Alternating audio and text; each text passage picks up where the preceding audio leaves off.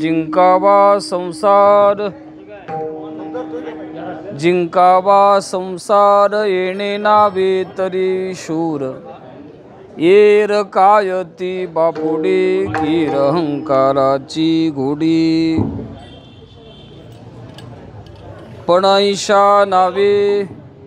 पणाईशा नावे देव धरिजे तो भावे. येर कायती बापुडे कीर अहंकाराची घोडी. तुका म्हणे जावे सत्कीर्तीने बरवे. येर कायती बापुडे कीर अहंकाराची घोडी. पांडुरंगा गुरु प्रथम नमन दुसरी चरणाळ संतांज. त्यांच्या कृपादानी कथेचा विस्तारू. बाबाजी सद्गुरु दास तुका. समचरण सरोजम सांद्र नीलांबुदाभं. जगननिहितपाणिं मंडनं मंडनानं. तरुण तुलसी माला कंदरं गंजनेत्रं. सदय धवलहासं विठ्ठलं चिंतयामि. मस्तक माझा पायावरी या वारकरी संतांच्या. जिंकावा संसार येणे नावे तरी शूर. येर कायते बापुडे कीर अहंकाराची घोडी.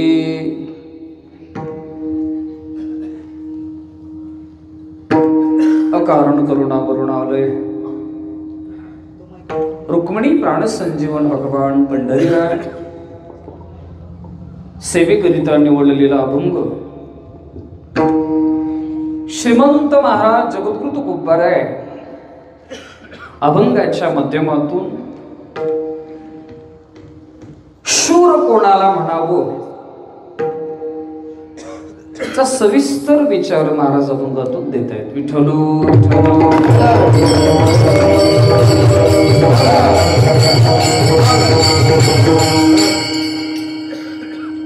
उपस्थित गारगोटी परिसरातील सर्व वारकरी बांधवांच्या तसेच परम आदरणीय कथा प्रवक्ते मृदंगवादक परिसरातील गुणीजन मंडळी, आपल्या सर्व श्रोतृवर्गांच्या उपस्थितीमध्ये सेवा करण्याचं सौभाग्य प्राप्त होते. मानवी जीवनामध्ये पुरुषार्थाला महत्व आहे. व्यक्तित्व वेगळं आणि व्यक्तिमत्व वेगळं. आपणा सर्वांना व्यक्तित्व प्राप्त झालेले आहे, पण या माध्यमातून आपल्याला व्यक्तिमत्व प्राप्त करून घ्यायचं आहे. मनुष्यपण तरी साधी नारायण, नाही तरी हीन पशु होणे. तुलनात्मक दृष्टिकोनातून जर आपण विचार करायला गेलो तर मनुष्यपणाला येऊन जर अशा प्रकारे त्यांनी अधिकार प्राप्त नाही करून घेतला तर संतांनी त्याची तुलना पशवादिकांशी केलेली आहे. करिता पुरुषेन अर्थेति इति पुरुषार्थ शास्त्र सांगतं. जो पुरुषार्थाची अशा प्रकारे प्राप्ती करून घेतो तो पुरुष आहे. यह खलु धर्म अर्थ काम मोक्षाख्येषु चतुर्विध पुरुषार्थेषु मोक्ष एव परम पुरुषार्थः न स पुनरावर्तते. शास्त्र सांगते धर्म अर्थ काम आणि मोक्ष हे 4 पुरुषार्थ आहेत. आरंभाला येतो तो धर्म, पुन्हा अर्थ काम आणि मोक्ष. केव्हा मोक्ष प्राप्त होतो? धर्माने अर्थार्जन करावं, धर्माने काम भोगावा, मोक्षापर्यंत प्रवास होतो. विठ्ठल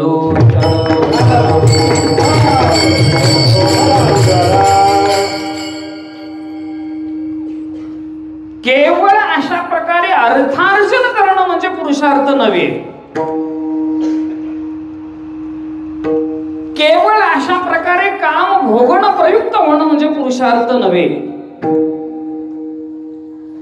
अन्य पुरुषार्थांचा जर आपण विचार करायला गेलो, हे अनित्य पुरुषार्थ आहेत. तत्वज्ञानाचा अभ्यास केल्यानंतर लक्षात येईल. अर्थ आहे, काम आहे. रावणाला किती पत्न्या होत्या?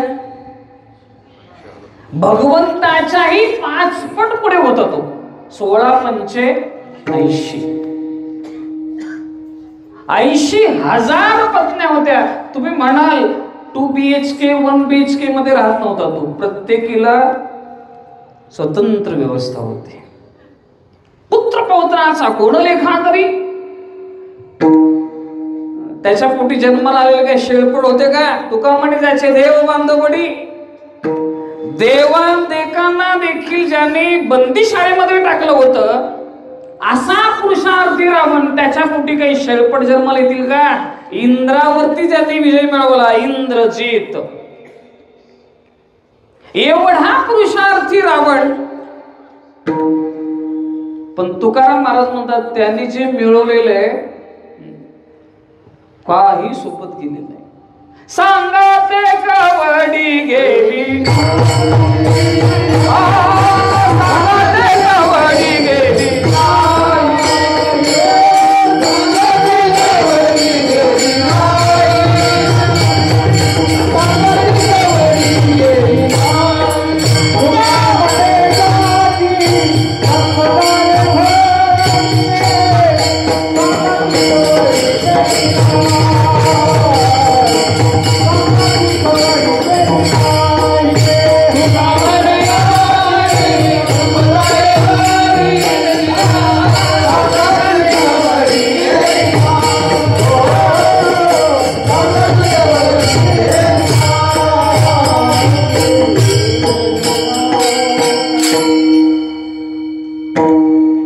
पत्न्या 80,000 होत्या. लक्ष द्या बरं का. मुलाधिकांचा, नातवाधिकांचा जर विचार केला, पुत्र प्रपौत्र, एखाद्या मतदारसंघात जर उभं राहिलं तर घरच्या मतावर निवडून आला असता. समोरच्याचं डिपॉझिट जप्त. पुत्र पौत्राचा कोण लेखा करी? बर, तो कुलमान वंशाशी संबंध धाता याचा. फक्त भगवंताची प्राप्ती करून घेतली नाही, जीवन अपूर्ण राहील. लक्षात आलं आपल्या? सिकंदर बादशाह, जगच्चेता सिकंदर,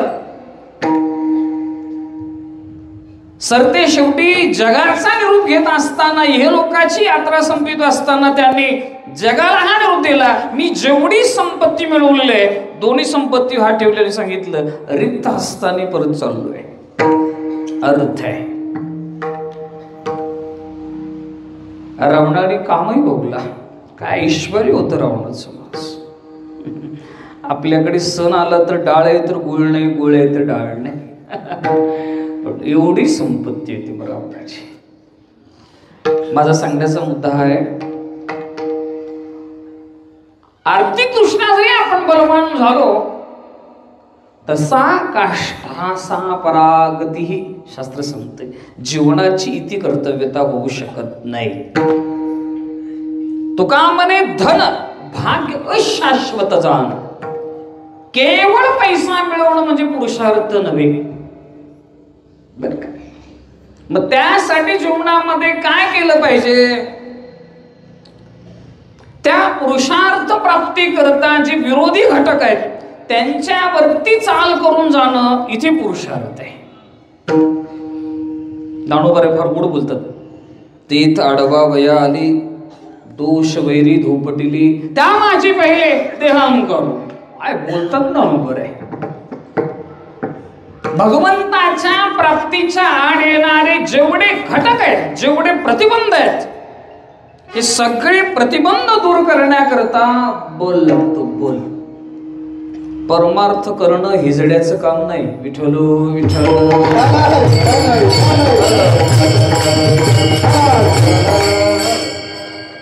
उपनिषद सांगतं, नायमात्मा बलहीनेन लभ्या न मेधया बहुना श्रुतेन. नायमात्मा प्रवचनेन लभ्य.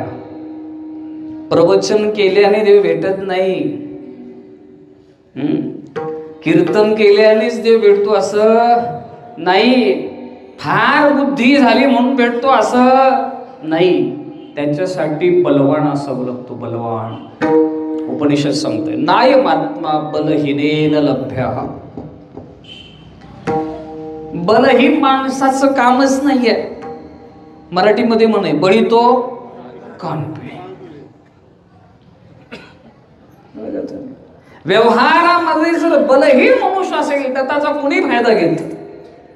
मग व्यवहारात जर बलहीन माणूस चालत नाही, परमार्थात चालेल. आपण ठरवून टाकले निकष आहेत महाराज परमार्थातले. ज्या नोटा व्यवहारात चालत नाही त्या नोटा मंदिरासमोर जी देवासमोर ठेवलेली पेटी आहे त्या पेटीमध्ये, दानपेटीमध्ये. ज्या सुपाऱ्या बाजारात चालत नाहीत त्या सत्यनारायणाच्या पूजेला. खरंच सत्यनारायण पूजे प्रसन्न होत असेल का हो?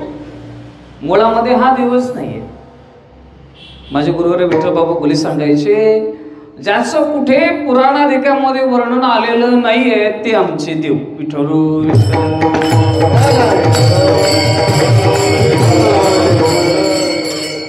जीवनामध्ये पुरुषार्थी जीवन जगण्याकरता व्यक्तिमत्वाचा विकास करणं म्हणजे परमार्थ आहे. तो अशा रीतीने विकास झाला पाहिजे की आपण दोष ओळखले पाहिजे. चोराला हा चोर आहे म्हणून जोपर्यंत ओळखत नाही तोपर्यंत आपण नागवलो जाणार नाही, या भीतीपासून मुक्त होत नाही. तुम्ही चोराच्या संगतीमध्ये राहा पण त्याला ओळखलं पाहिजे. तद्वत विकार आपल्या बरोबर आहेत परंतु आपण विकाराला ओळखलेलं नाही. शुगर झालेली असताना सुद्धा नाही गुलाबजाम वाढी नका पण साखरेचा पाक तरी पडू द्यावा, विकार बळवलेला आहे. महाराज हे विकार कसे येतात आणि आपल्या मानगुटीवरती बसत कळत नाही. त्याचं रूपक केले शास्त्रकारांनी किंवा संतांनी. ओले मृत्तिकेचे मंदिर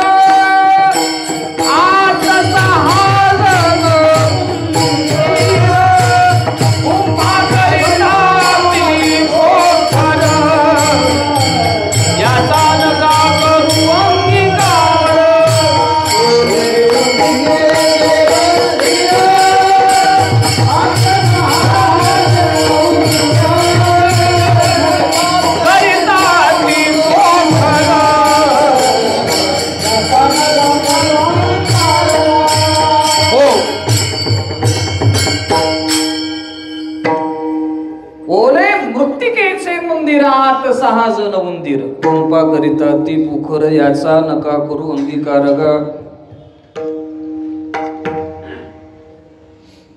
घरामध्ये उंदीर जर झाले तर काय करतात, घर पो करतात. मी त्या घराचं सांगत नाही, मी या घराचं सांगते.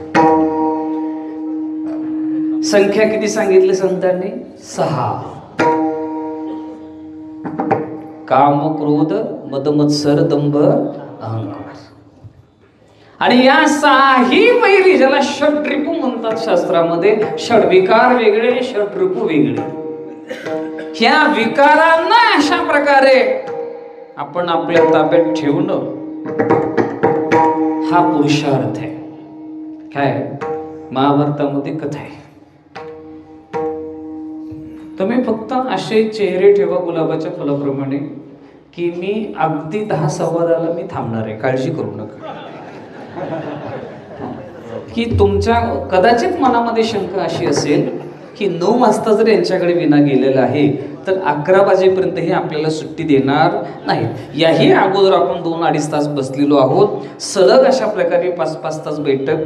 अजिबात काळजी करू नका. तुम्ही जेवढे प्रसन्न मुद्रेने राहणार आहे, बसणार आहे, तेवढ्या लवकर मी चिंतन थांबवणार आहे. पण त्याच्याही पेक्षा अलीकडे येऊन सांगू का, सूर्यफूल खोडायला आल्यासारखं जर माना टाकून बसला तर मला आत्ताच जे विठ्ठल करावं लागेल. विठ्ठल विठ्ठल.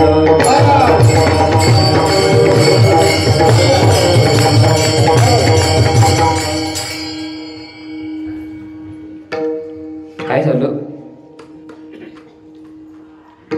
दुर्योधन हा राजकारण धुरंधर होता. कोणाचं नियोजन कुठे करावं दुर्योधनाला ठाऊक होत. कोणत्या मतदारसंघामध्ये कोणाला तिकीट द्यायचं हे दुर्योधनाला कुछ तुम समजे शम समजे. दुर्योधन कोण सर्च करा, गुगलला नाही, पेपरला. विठ्ठल विठ्ठल.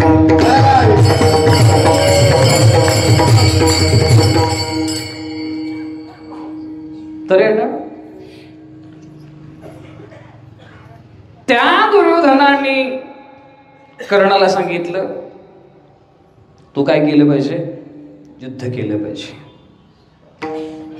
तेव्हा कर्णाने अट घातली जर मला शल्य नावाचा सारथी मिळेल तर मी युद्धाला तयार आहे. त्याला इंग्रजीमध्ये कन्व्हिन्स करणं म्हणतात बर का. त्या शल्याकडे दुर्योधनाला जावं लागलं आणि त्याचं मन परिवर्तित करावं लागलं. ठीक आहे म्हणले, मी काय करेन, कर्णाच्या रथाचं सारथ्य पण करेन, पण एका अटीवर मी जे काही बोलेल ते निमूटपणे त्यांनी काय केलं पाहिजे, सहन केलं पाहिजे. म्हणजे माझ्याकरता एवढं करणं नाही का.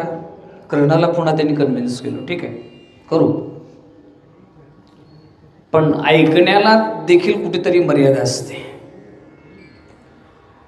ज्या ज्या वेळेस कर्णाने बाण मारावे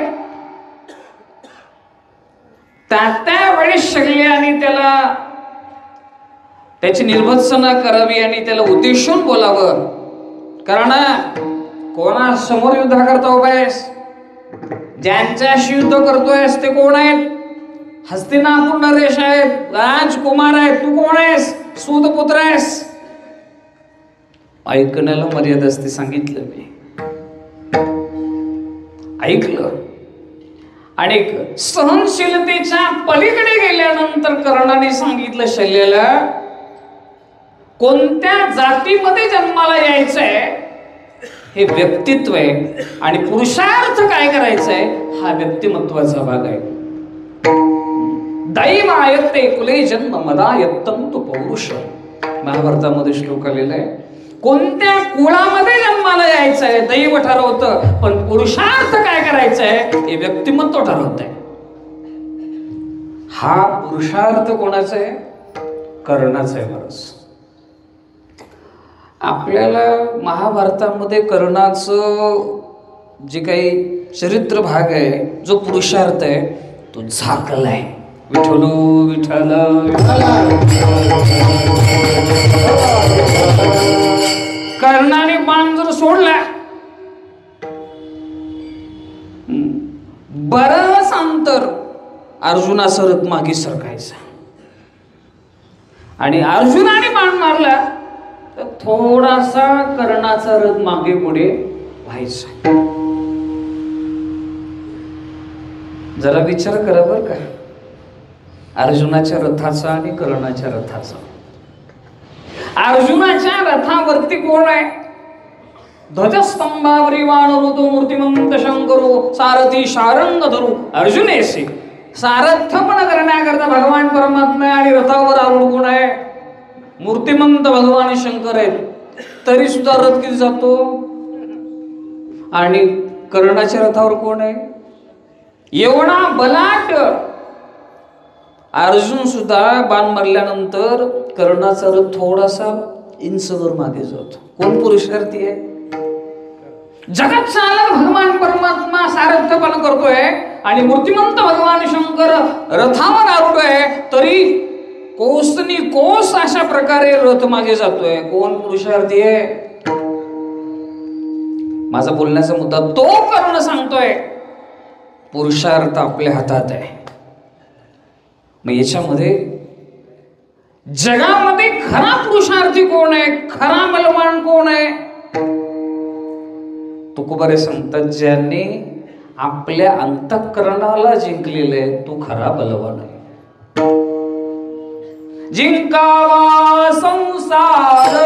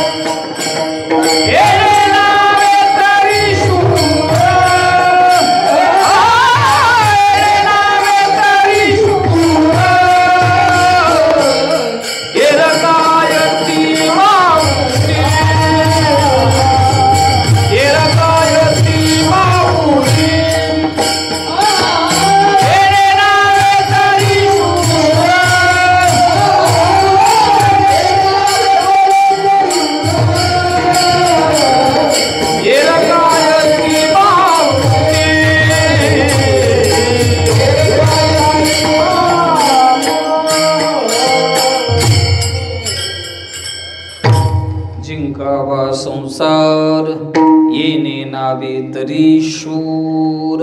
संसार जिंकावा येणे नावे तरी शूर. शूर त्यालाच बरं म्हणायचं. बलवान असून देखील समोरच्यावरती दया करतोय शूर आहे. शूर तयासीच बोली जे तुकोबारे म्हणतात. कोणाला शूर म्हणायचं?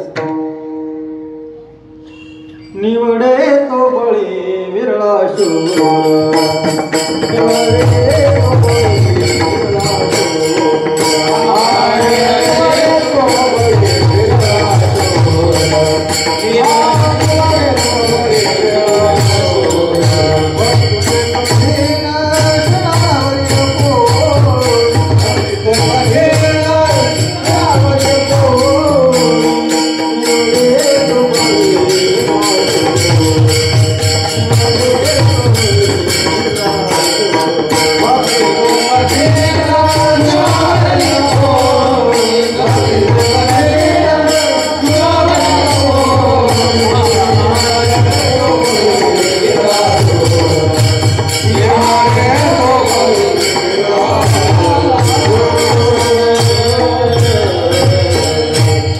निवडे तो बळी विरळा शूर. इथे मुक्तीचा विषय मानलेला आहे. मला अपेक्षित असणारा विचार वेगळा आहे. याच्यामध्ये शूर कोणाला म्हणायचं? ज्ञानाय दानाय रक्षणाय च. तुमच्या ठिकाणी अशा प्रकारे पुरुषार्थ असून बरं असून देखील समोरच्याने चाल करून सुद्धा तुम्ही त्याला काय करताय? माफ करताय. भूक लागलेली असताना सुद्धा त्या क्षुधेवरती अशा प्रकारे आपण काय करायचं? नियंत्रण ठेवणं. याला जास्त काय लागतं? बळ लागतं. भूक लागल्यानंतर खाण्यासाठी जास्त बळ नाही लागत. प्रचंड क्रोध आलेला असताना सुद्धा त्या क्रोधावरती नियंत्रण ठेवण्याकरता बळ लागतं. क्रोध आल्यानंतर समोरच्याचा अपमान करणं, त्याला मारहाण करणं यासाठी बळ लागत नाही. विरुद्ध चिंतन आहे बरं का. कुठं बळ खर्ची पडतं? उपवाशी राहण्याकरता जास्त बळ लागतं का खाण्याकरता बळ लागतं? पटकन बोला म्हणजे आपल्याला लवकर थांबता येईल. बोला पटपट. एकादशीला आपण खरंच उपवाशी राहतो ना? बळ अधिक खर्ची कुठे पडतं? कद्री ब्राह्मणाचं आख्यान आलेले भागवतामध्ये. काय शांती आहे महाराज. मस्तकावरती मूत्र विसर्जन केलेलं असताना सुद्धा बरं शब्द बोलत नाही कद्री ब्राह्मण. शांती आहे, कमालीची शांती आहे. हे वेग सहन केले पाहिजेत. आपल्याला वेळ नाही चिंतन करायला. शक्नोती हे वयस सोडून प्राक्षरी विमोक्षणात काम क्रोधोद्भवं वेगम संयुक्तस्य सुखी नरः. भगवान परमात्मा सांगतात हे सगळे वेग ज्याने काय केलेले आहेत? सहन केले.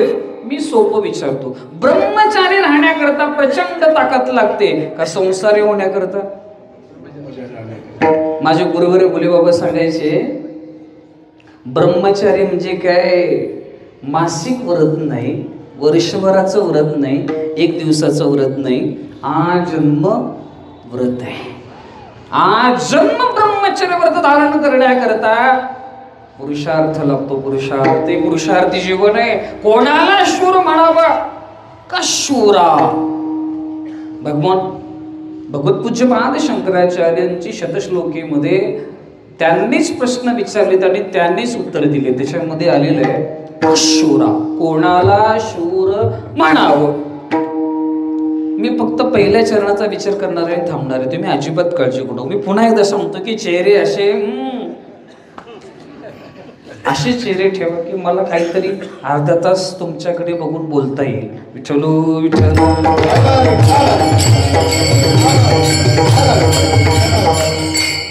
शूरा, कोणाला शूर म्हणावं? ऐका, यो ललना लोचन बाणैर्न व्यतीतः स शूरा. जो कामिनीच्या नेत्र कटाक्ष बाणाने काम व्यतीत होत नाही तो शूर आहे. मग आपल्याला काय म्हणायचं हे तुम्हाला कळालं असेल.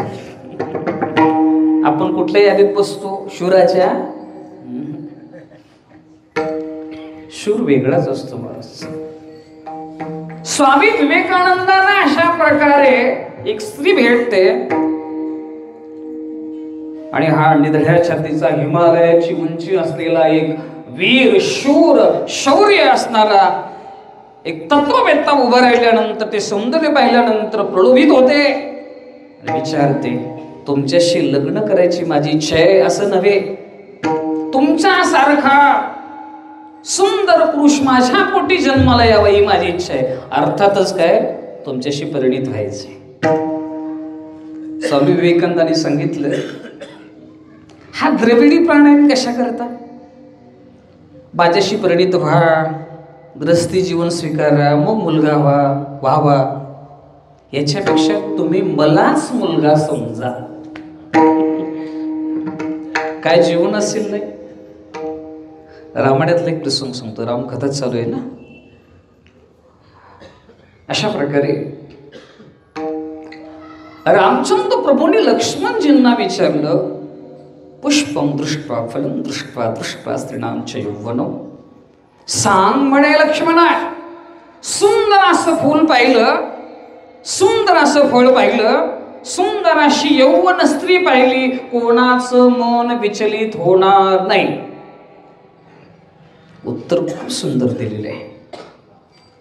लक्ष्मणजी म्हणतात, माता यस्य पतिव्रता पिता यस्य शुचिर्व्रता तस्य नोच्चलते मनः.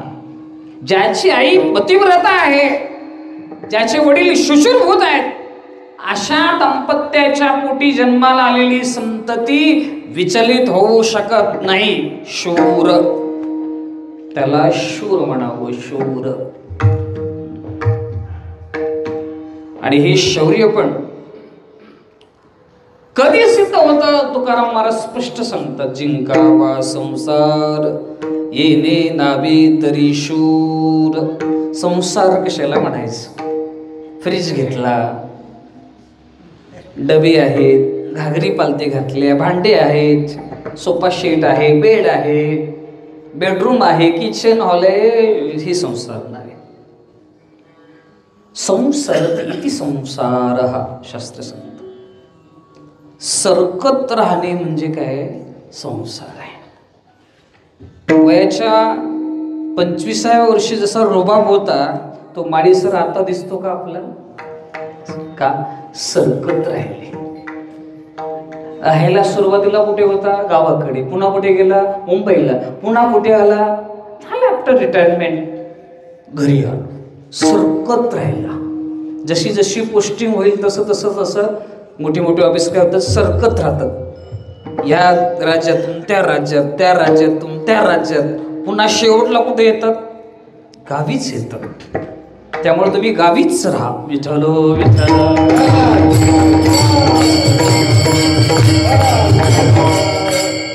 सरकत राहणं याचं नाव नाव आहे संसार.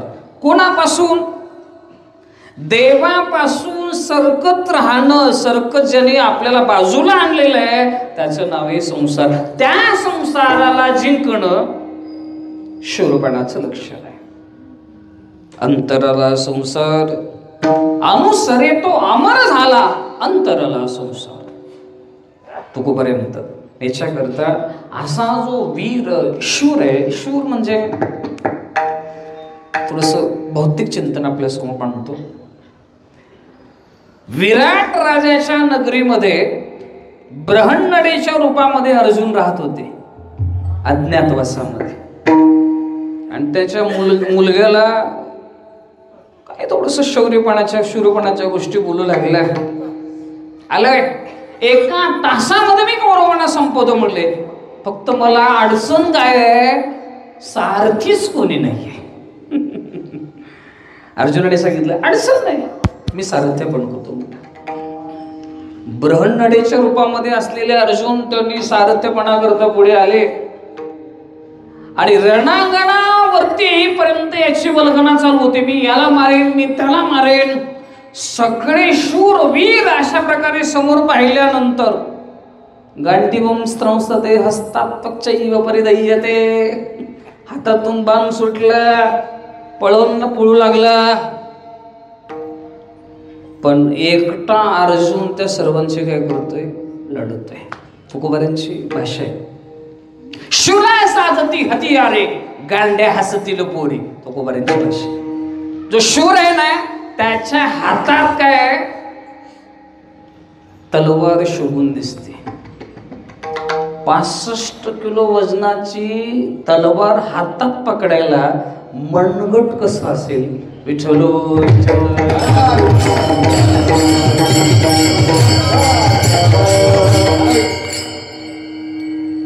तुकोबारांची आणखीन एक भाषा आहे.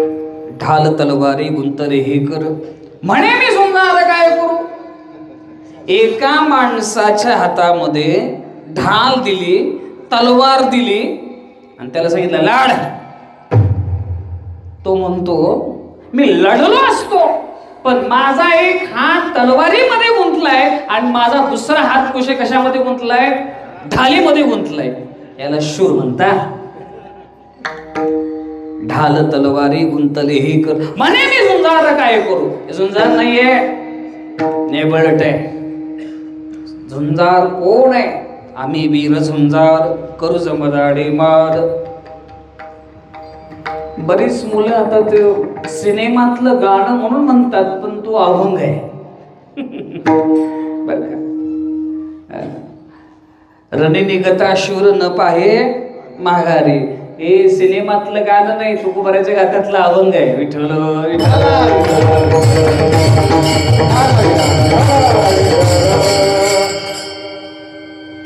तसं बरंच म्हणायचं किंवा त्या निमित्ताने तरी हे अभंग म्हणायला लागले. माझा बोलण्याचा मुद्दा हा आहे. शूर, शूरा साजती हतियारी. तो शूर आहे. अर्जुनाच्या शौर्याचं वर्णन केलेले आहे बरंच. पळता पळून दिती धरून अवकळा करती ताणोबराय बोलतात. अर्जुनाच्या बाबतीमध्ये वर्णन करत असताना असं वर्णन आलेलं आहे, हा क्षात्र स्वभाव तुझं झुंजबील की. तू नाही जरी म्हणला, काय रणांगणावरती बघा तुम्ही जो शौर्य पण दाखवण्यात, ते रणांगण पाहिल्यानंतर त्याच्या ठिकाणी वीरश्री निर्माण होते. माणूस असं एखादा वक्ता असेल, प्रचंड समाज पाहिला की त्याच्या ठिकाणी काय होते, वक्तृत्वाची शैली. चांगले ऐकणारे जर दर्दीचे असते तर गायकाला सुद्धा काय होतो, आणखीन एखादी ताण घ्यावी, एखादी अशा प्रकारे जागा काढावी असं वाटते. बहिरे असले तर मयूर महाराज, पकवासातले चांगले दर्दीचे असले तर एखादा मुखडा, एखादा तुकडा, एखादी उठावणे, एखादी चौपट लग्गी असं खायला आपलं वाजवायला कळत नसेल तर मग आपलं धागे नता चालूच आहे. ऐकणारी पण दर्दीची पाहिजेत. पूर्वीचा काळ असा होता, ऐकणाऱ्यांची ज्ञानेश्वरी पाठ, ग्रंथच्या ग्रंथपाठ सांगणारे कसे असतील? घाम फुटला पाहिजे समोर बसलेले श्रोते बघून. महाराज विठ्ठलो विठ्ठल.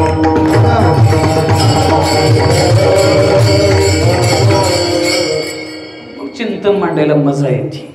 जिंकावा संसार येणे नावी तरी शूर, त्याला शूर म्हणायचं. कारण का या विकारांना जिंकणं कोणाचंही काम नाही. ब्रह्मादी देवाला देखील एक आहे अशक्य. करिता विचार तू हा दृढ संसार ब्रह्मादिका पार लुलंगवी. याच्या पुढे जाऊन सांगू, जे दुजी सृष्टी करू शकते तेही कामे क्रोधे झडपी जाती वर्णन करतात. ज्यांच्या ठिकाणी प्रतिसृष्टी निर्माण करण्याची ताकद आहे, सूर्याला अडवता आलं पण कामाला जिंकता नाही. मज कामाची निधाई ब्रह्माकडनीसी धरू जाई, पराशरी पायी भोगेली दिवा दुर्गंधा. हजारो वर्षाची तपश्चर्या, त्या तपश्चर्याच्या फलाने सूर्याला थांबवता आलं पण कामाला वरता आलं नाही. बलवान कोण बलवान आहे?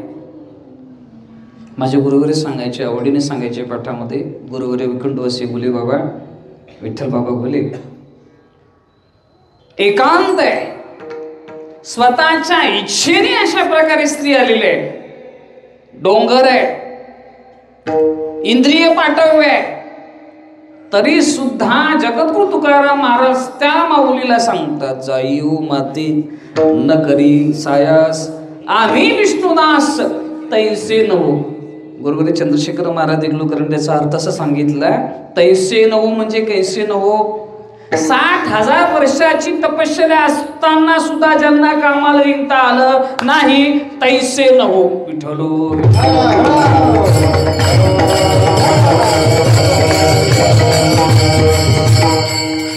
मग कोणाला तरी तुकाराम महाराज शूर म्हणत असतील का हो? जिंकावा संसार येणे नावे तरी शूर. श्रोतृवर्गांचे पहिला आभार मानले तर सतत मला वाटते 5:30च्या दरम्यान ही मंडळी बसलेली आहेत. साधारण 4 तास बैठक झालेली. एरवी घरामध्ये तासभर बसायची पंचायत आहे, पण जी मंडळी कथेला बसली होती आणि जे कथा प्रवक्ते त्यांचा देखील कीर्तनाविषयी इतका आदर आहे की त्यांनी 2-3 तास कथेमध्ये अशा प्रकारे कथा करून सुद्धा पुन्हा कीर्तनाला त्यांची उपस्थिती आहे.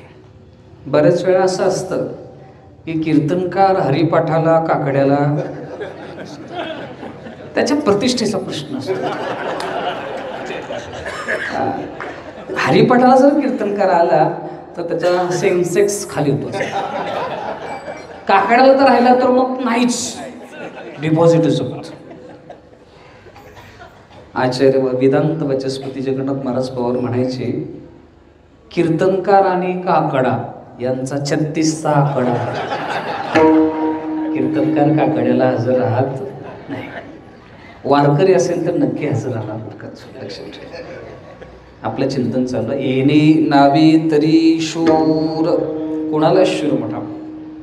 एक प्रमाण सांगतो, पुढे सरतो. थांबते. आता साजरी झाले मी निसंग,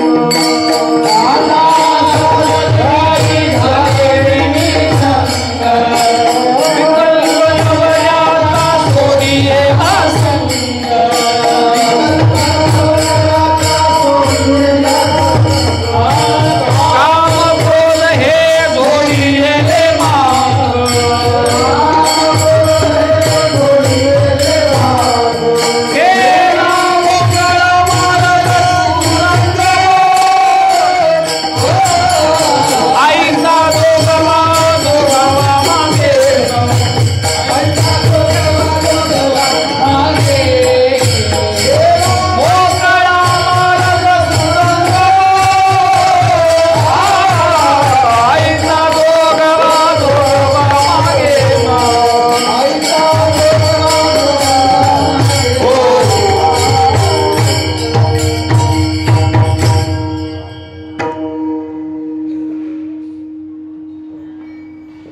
आता साजनी झाले मी निसंग, विकल्प नवऱ्याचा सोडियेला संग, काम क्रोध हे जोडियेले मांग, केला मोकळा मार्ग सुरंग हो.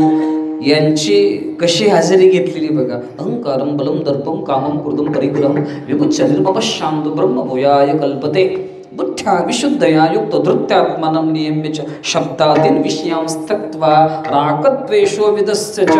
भगवान परमात्मा सांगतात भक्त्या माम अभिजानाति यावन् नश्यास्मि तत्वतः ततो माम तत्वतो ज्ञात्वा विशते तदनंतरम. हे जेवढे श्लोक आहेत ना ते सगळे श्लोक घ्या. काय चिंतन मांडले महाराज. आता असं चिंतन मांडलं तर माणसं म्हणतात आहे अभ्यास आहे बरं आहे. सासूच्या सुनेच्या कथा सांगितल्या ना, हा काय रात्री कीर्तन केलं आम्ही पालथे पडून हसलो. विठ्ठलो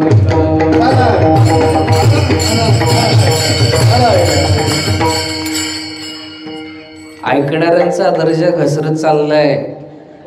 लक्षात ठेवा, दर्जा घसरू नये. शुद्ध 1 लिटर दूध असेल तर त्याचं लोणी निघतं, तूपही होतं, ताकही चांगलं होतं, दही चांगलं होतं. लिटरमध्ये 2 लिटर पाणी टाकलं तर दर्जा खाली आला का संपला? संपला. शिवलीला चालायला लागले म्हणजे माया चांगलीच आली महाराज संप्रदायात. तुम्ही कधी नसाल मला वाटतं, पडकरी आहे तुम्ही. बाईचं कीर्तन गड्याने वाजवावं. कसा गडी? विठ्ठल.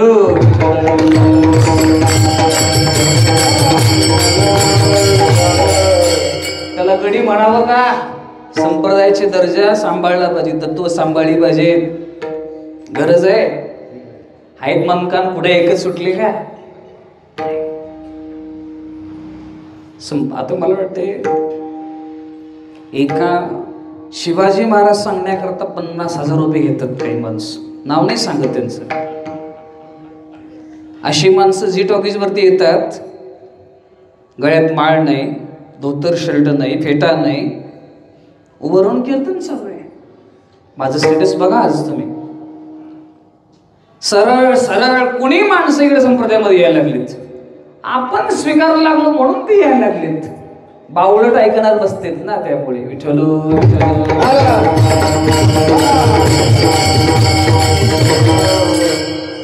उद्या पॅन्टीवरती उभं राहतील, कोणीच बोलत. काय पटलं नाही कोणाला संप्रदायाचं. बरं का, तो वारी करतो का, पंढरपुरात कधी दिसतो का, त्याची साधना आहे का, त्याने अभ्यास केलाय का? फार अवघड आहे. परीक्षा घेतल्याशिवाय त्याचं ज्ञान कळत नाही महाराज. तो किती परिपक्व झाला ह्याच्याकरता शाळेमध्ये काय असते? परीक्षा असते.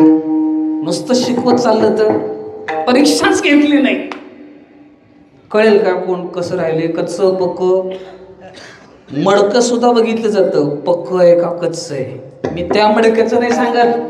विठ्ठलो विठ्ठल.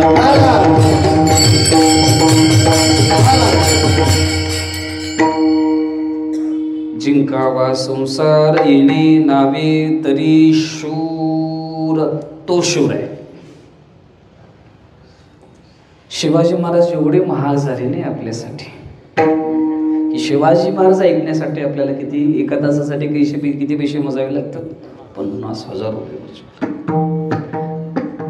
तिकडं मार्केट बंद होत चाललं म्हणून इकडे चाललेत माणसं. आता पुढचे 2024 मध्ये कीर्तनकारांच्या एवढ्या बुकिंग्स आहेत, ते सगळ्या मंत्र्यांनी बुकिंग केलीत. ते कीर्तन पांडुरंगासाठी नाहीये. कोणासाठी आहे? मंत्र्यासाठी आहे. खरंच कीर्तनकाराचा उद्धार होईल का?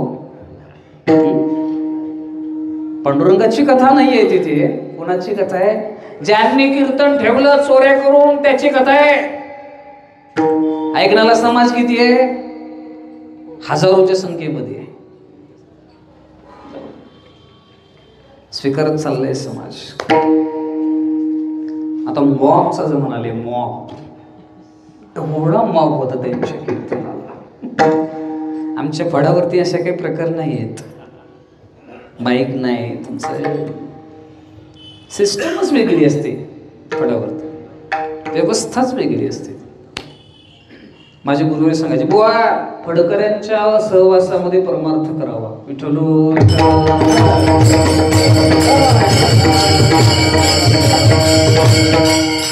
मी जरी संस्थेचा असलो तरी मी फडाचा असो. काय माहिती काय, इथं समोर आहे, इथं समोर आहे असं सांगत सांगत 10 किलोमीटर गेलं तरी मी चालते. माझं बोलणं कळलं तर बरं आहे. 10 वाजता थांबत म्हणत तुम्हाला 10:30 पर्यंत नेलं तरी तुम्हाला कळणार. विठ्ठलो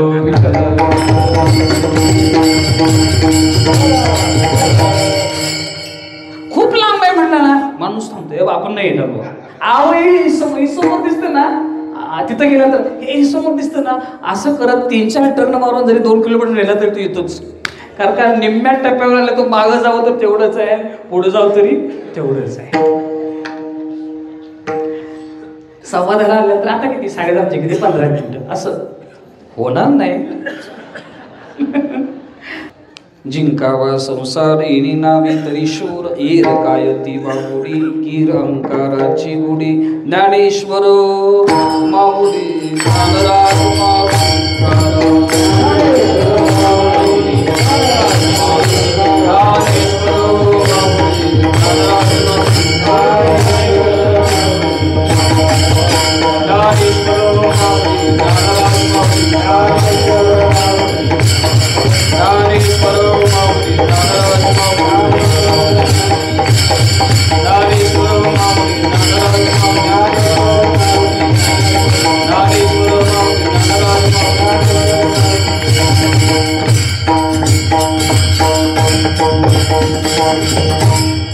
या निमित्ताने मी संयोजकांना देखील विनंती करेन आणि जे कथा प्रवक्ते आहेत त्यांना पण मी विनंती करेन की हरिकथेच्या वेळेमध्ये रामकथेचं अतिक्रमण होऊ नये.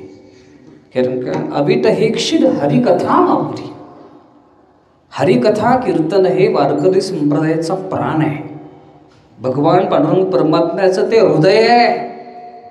त्याच्याकरता सप्ताहामध्ये मुख्य प्रयोजन आहे हरिकथा.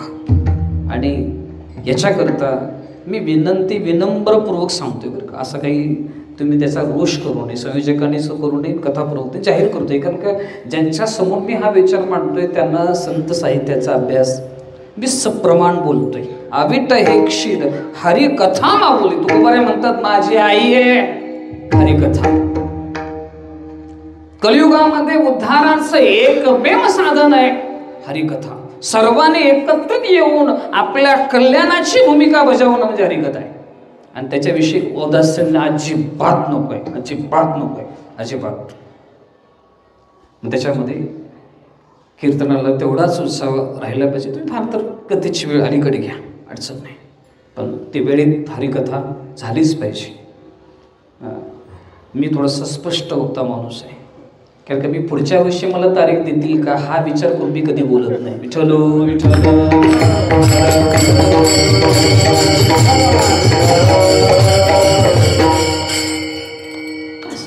नवीन नवीन आपल्याला जिल्हे मिळतात, तालुके मिळतात, अडचण नाही ना. आपण गुंतून राहू नये एका ठिकाणी. पाणी कसं वाहतं असावं, थांबलं की वासायला लागतो. विठ्ठलो विठ्ठलो.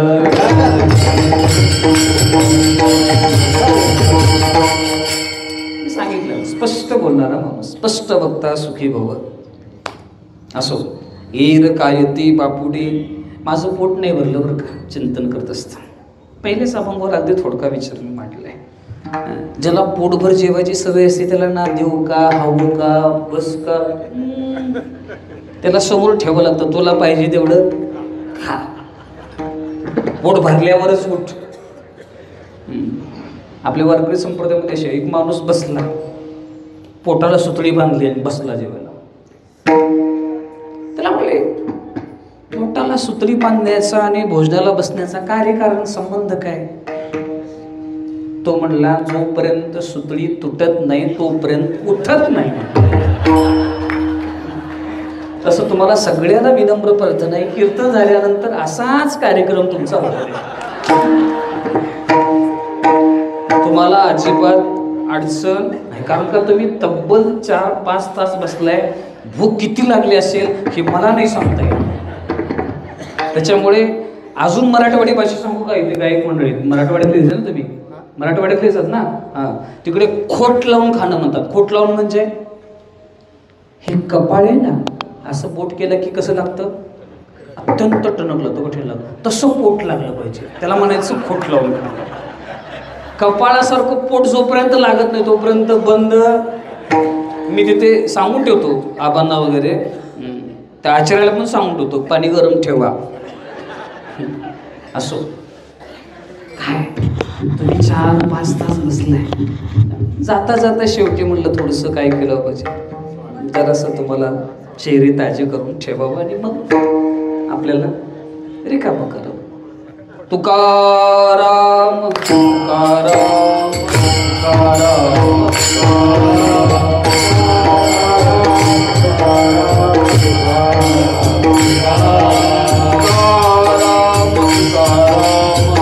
बोला, काय बोलतो सर्वांनी? बोला, आळस करू नका, बोला.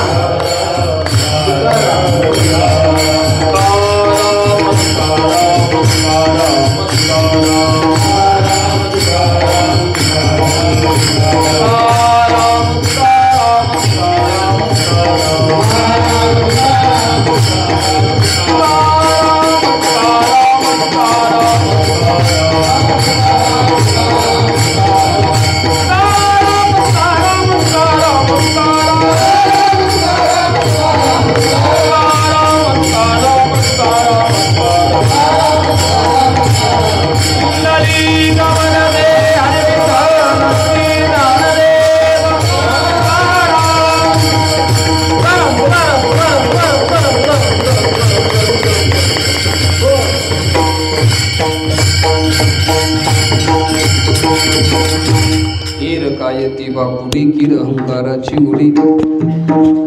3 चरणाचा धावता विचार सांगतो. बाकीचे जे आहेत ना तुकोपर्यंत अहंकाराचं ओझं वाहून नेणारी घोडी आहेत.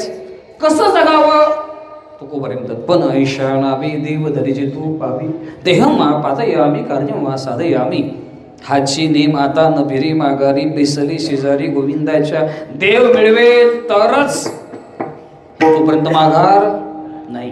पण ऐशाना पुढे मला समजा तुका म्हणे जावे जियावेस जावे, जर य लागला ई अधिक य बरोबर या, जियावे जावे सत्कीर्तीने बरवे. कसं जगावं माणसाने? माधुरी दीक्षित पण प्रसिद्धच आहे आणि सावंत प्रसिद्धच आहे. कळलं का नाही? नाही कळलं? नाही कळलेलंच नाही. नारळी पौर्णिमेला मानता ना तुम्ही, कळलं का नाही? अजून नाही कळलं? अरे बाबा, प्रसिद्धच आहे ना ते. अशी नको प्रसिद्धी. संभावितस्य चाकीर्ती वर्णावादतरिच्यते. भगवान परमात्मा सांगतो कसं जगावं? चांगली कीर्ती असावी. चोरी केली तरी कीर्तीच होते, अपकीर्ती होते बरं का.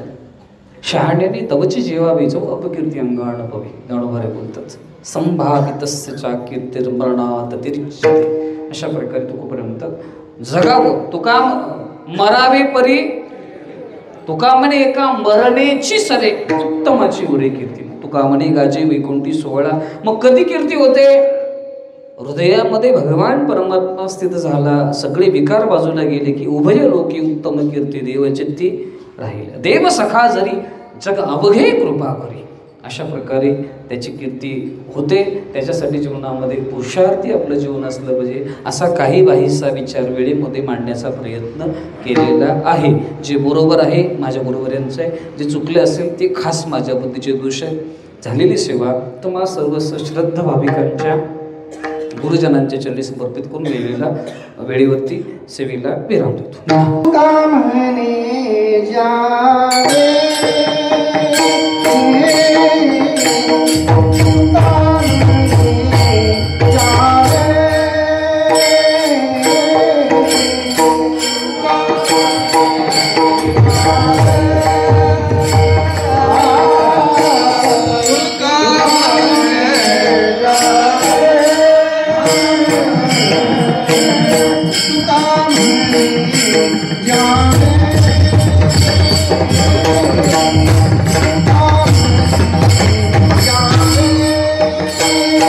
ah